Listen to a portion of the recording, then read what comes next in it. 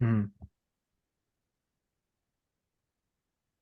What's up, everybody? Welcome back to another weekly show on the KSPNtv. I'm your host, Rick Arson. We got two people today that I want to introduce you guys to. We got Labordio, and then we got Austin. He's an actual announcer at the games, and then Labordio is going to go over the highlights and stuff. But let's get to it. How you doing today, Labordio? I'm doing good. How are you? I'm excited. I'm doing good. What about you, Austin? Doing well. Happy to be here. Looking forward to the week ahead for obviously the Oaks and obviously the 4th of July tomorrow. Can't complain about that. Mm, good day. We coming back to you guys, even though it's a holiday tomorrow, but it don't matter. But let's get started with the weekly update. So, what happened last week, Labordio? So it was obviously we had to come back from what was a pretty rough week the week before, in which they had an 0-5 record, and we're gonna see right now. So they actually, we're not seeing it yet, but they were against the Royal Seco Saints, or no, sorry, the San Luis Obispo Blues. The first game, they actually lost 10-2, and then they got revenge on them the day after, in which they won 5-1. Then they Damn. went and played the Riptide, and they actually won them 15-11. They played them on July 1st, in which they actually lost 11-6. They played them again, the tiebreaker, in which they lost 6-4. Man. Do you have anything to add, Austin, since you were actually at these games, announcing them? Yeah, obviously, it was nice to get the two wins there. It was after losing eight straight for the Oaks and going back actually previously. I've been with the team for a few years now, but I look back the last 2 years. And the 2 years previous, there was only three-game losing streaks. Those the longest streaks the entire season. Those last 2 years, and obviously this season we saw an eight-game skid there, and we thought we were turning the page with two back-to-back wins, but then just two unfortunate losses to end the series against the Riptide on Saturday and Sunday. But obviously, hoping to just turn things back around. And it's just the beginning of July, and we'll see the standings pretty shortly. And we'll see the Oaks aren't too far out of a playoff spot right now. Speaking of the standings, let's go take a look at those standings. Let's see where they're at right now on the spot. And like you said, we want to get in the playoffs.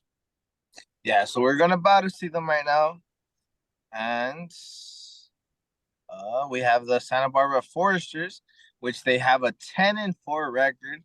Then we have the Orange County Riptide, who actually dropped the spot. They are now 11-6. Then we got the Royal Seco Saints with a 10-7 record. Then the San Luis Obispo Blues with actually a 5-7 record. Then the Conejo Oaks with a 7-10 record. We have the Academy Barons with a 3-12 record. So the Conejos dropped a little bit, but let's take a look at the North Division. Let's see how their standings are. Yeah, so now the Harrodsburg Prune Packers, they've been the dominant team this season, but they actually dropped a couple games, but now they're 16-3 on a 4-game win streak. Then we have the Walnut Creek Crawdads with a 12-4 record with a 3-game win streak. Then we have the Lincoln Potters with a 9-9 record. And then we have the Sonoma Stompers with a 7-11 record, and the Solano Mudcats in last place with a 4-15 record. Austin, do you have anything to add about the both standings or no? It's just kind of what we've learned to come to expect as of late. Obviously, the Foresters and the Packers are both really good organizations, and both are always have top quality teams.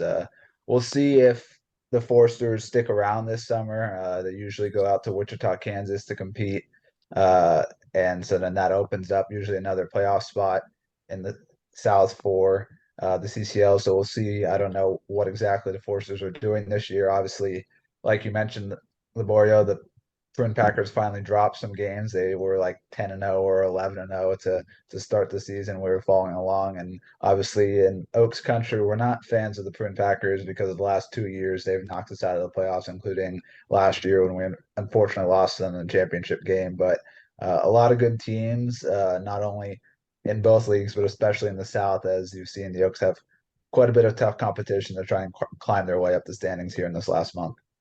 Mm, well said. But we're going to take a look at the upcoming games. Is Laborio still here? I think something happened. We lost Laboria, so let's continue All right. So as you guys can see next week, technically. on 4th of July, they're going against the VC Pirates at home. And then after that, they're going against the Seco Saints 2 days in a row, the 5th and the 6th. And then after that, they have the Blues 3 days in a row. So there's going to be some pretty interesting games. Austin, do you have anything to say about the actual upcoming games?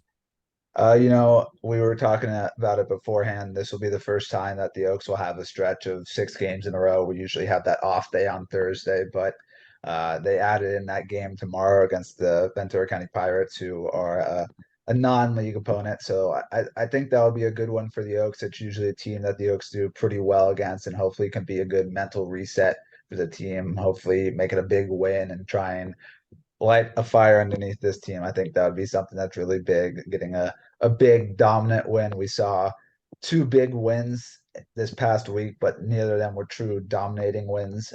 So I think if they really put a nail in the coffin tomorrow, I hope that will kind of drive them the rest of the week against the Saints and then against the Blues, with those being 2 of the 4 teams that are currently ahead of the Oaks in the standings. So obviously every game matters going forward, but these next 5 games against CCL opponents this week will really be a good telling point of what's to come the rest of the month and the rest of the season. Yeah, we need to give them that spark. But is there any like highlights that stood out to you from all the games that they played last week?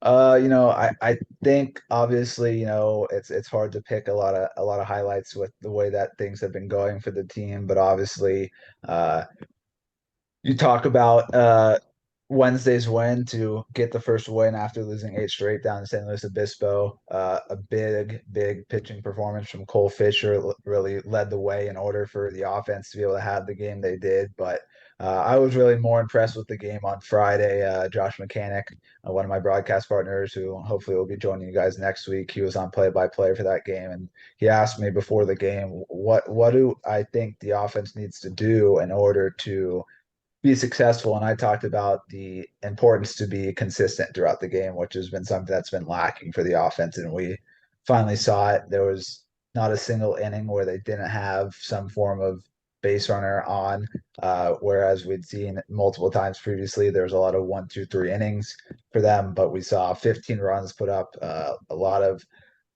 big offensive plays, a lot of guys who hadn't been performing well really step up. In particular, in that game, Drew Smith out of Oregon, really been struggling since he joined the team, but he went 5 for 6 that day, getting on base.